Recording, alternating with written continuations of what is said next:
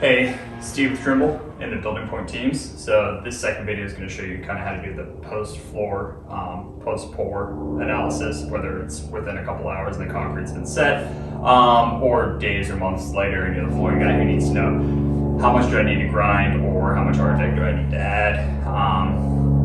Both of these will kind of give you grid lines of points, show you the high and low if you want to share that with other people on the project, as well as just show you where the spots are high and low. So here you can see I actually have a PDF and a DWG. Generally what will happen is that PDF will actually come in with the bottom left in 0, 0. I can move it within Field Link to align it to the correct coordinate space. Like you see here, I have. But if I already have the DWG and it looks in the right spot, I will just use that. Now what that means is how this DWG or how the points, the elevation data comes in, and I create that, I can actually set the scan to it, and then those grid line of points will correspond to the project space.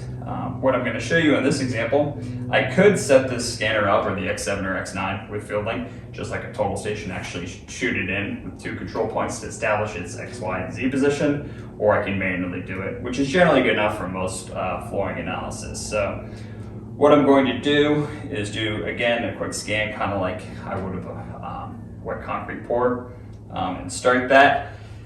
And then I'm going to manually align that scan to the DWG in both X, Y, and in elevation.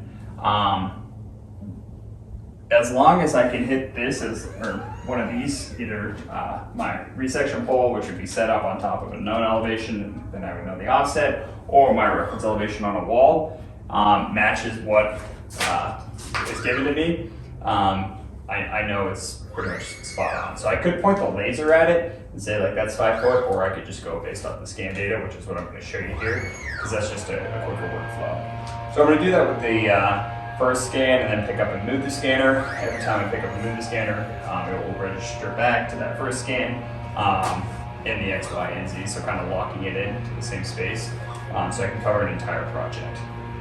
This X7 and X9 will go 80 meters, this X9 will go 150 meters radially from it.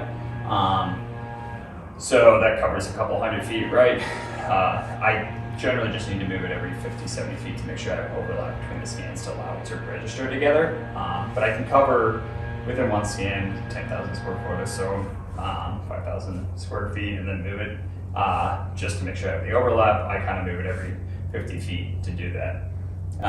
What really happens in most buildings is you have to, if there's walls up or something in the way, that's what makes you kind of stop a little bit more between scans. So again, like discussed before, the X7 and X9 are the only scanners on the market to level to 3 seconds or be very accuracy leveling. They also self-calibrate, so you don't need to send them out for servicing. Essentially that means we know level data very well, very accurately. So as we were talking there, that scanner did all that, and it scanned about 30 million points, probably overkill for most flooring applications, but allows us to do that registration very accurately. So once that scan transfers over, we'll get that here into the tablet. I'm going to manually align it X, Y, and Z, and then hopefully see my reference elevation as being 5 feet as well too. So.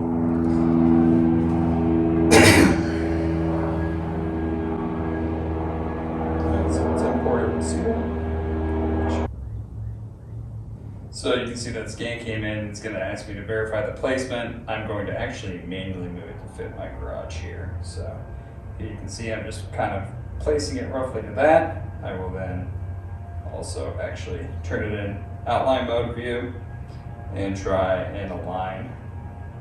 We'll base it on this one. So what I'm doing here is just using the scan data, which is in an outline mode, to line up to my rough DW or my DWG I have here. The next thing I'll do is actually do the same thing so that it's at 0.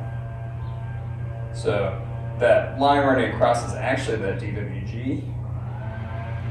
I'm going to bring it down a little bit.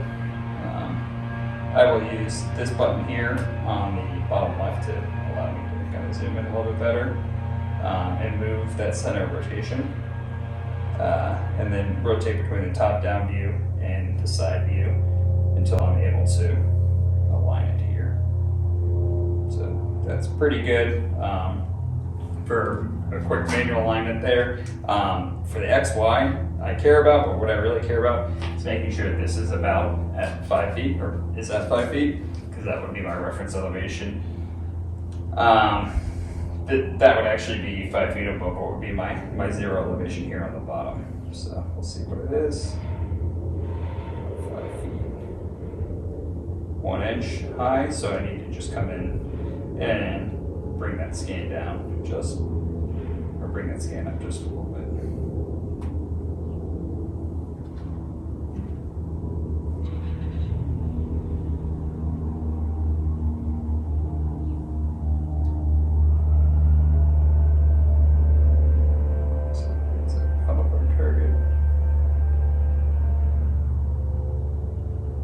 If I grab it just from that top button, you'll see that it will only move in the Z direction. I moved it up a little bit. I will then come back here and check that out again. Oh, need to go down with it, sorry.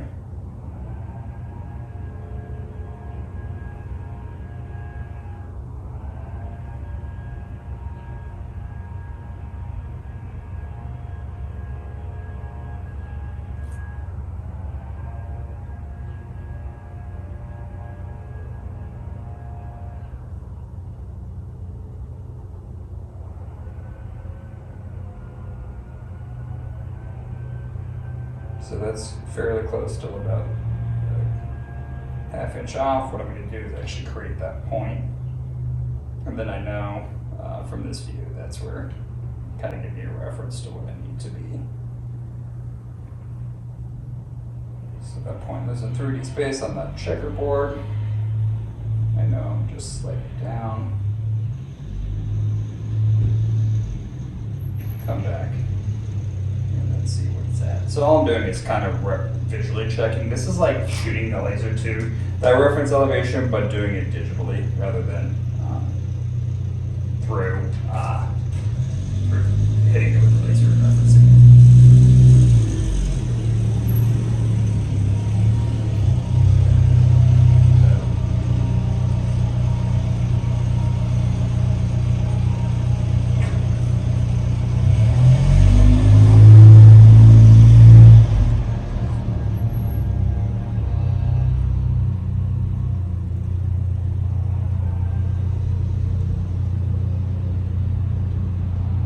So just about perfect at 16th.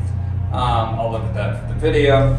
That's the manual alignment. If I had a reference elevation just marked on the wall, or in this case, the paddleboard target.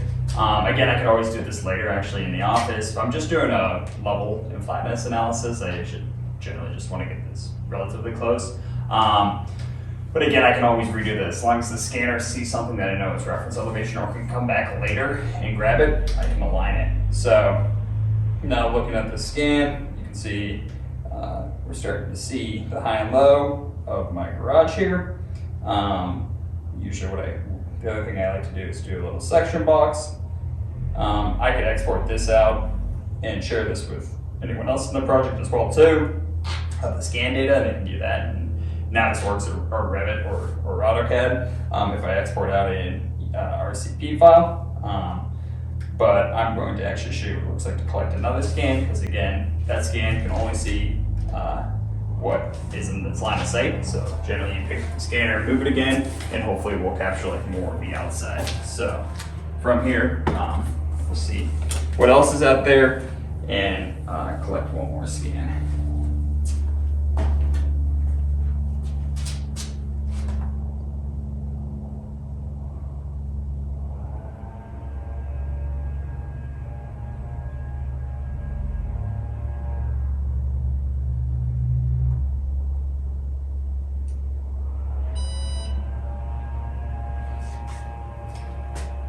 So while that other scan is collecting, we'll actually go through the floor analysis. We do have a couple other videos showing this, but I could easily use a section box or use what I have here, and either I use the full cloud for the analysis, which I won't do because I don't really need that much data for a floor one, I can actually have it automatically detect the floor, which I will do. What that'll do is actually go through and find only the floor points that you see here. Then when I'm done with that, I can do FFFL. Obviously my driveway here is not going to be great, nor my garage, but I can start to pull those lines to get FFFL numbers. But generally what I want to do, if I'm coming back with a post-floor survey, I do that FFFL within 3 days of the pour if I want to match those standards. But usually what you want to do is actually just create a grid line of points. I won't do a reference actually I'll do a reference elevation based on hitting it. So we'll change that. And then we'll do a 3-foot grid. So essentially what I'll do here is hit a reference elevation. Again, this would be 5 feet above zero, and then create a grid line of points. I can then export that as a CSV or a DWG, as well as start to do kind of sharing that information. I can either share the entire scan or just the information, what's high and low. So here there's a lot going on, but now that the scan's over, we'll wait for a second. It's going to want to level to try and lay that out. Generally, I don't want to do that. I will actually generally just turn off the scanner or do this after I've collected. If I want to, it will level and I can point to the high and low spots. But here, we'll let it get done, and then we'll come back. So.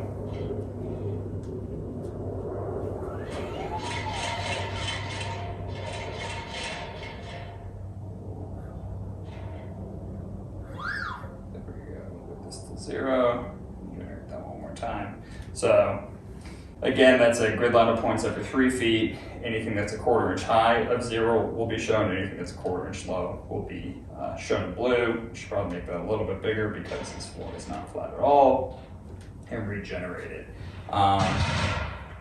So there are all my points. Everything in green is within 1 inch of that reference elevation. Everything in blue is actually below 1 inch. I can look at this report that will be created. That'll show me total area high, total area low, as well as volumetric data there. And then I can even create these as points. Once these are created as points, I can export them as a DWG or CSV. Because they're in the scan is in the coordinate system of that DWG, those points will be as well. And I can share that with the GC or the flooring guy.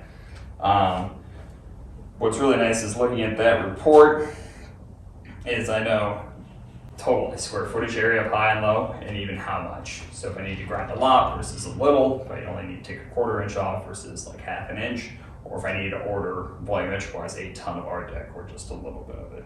So with that information and reporting, it's very easy with FieldLink and the X7 and X9. Again, coming back here, I could rerun that same analysis after that second scan came in. Again, I was just looking at that first one. Here you can see the new scan coming in, seeing more of what's outside.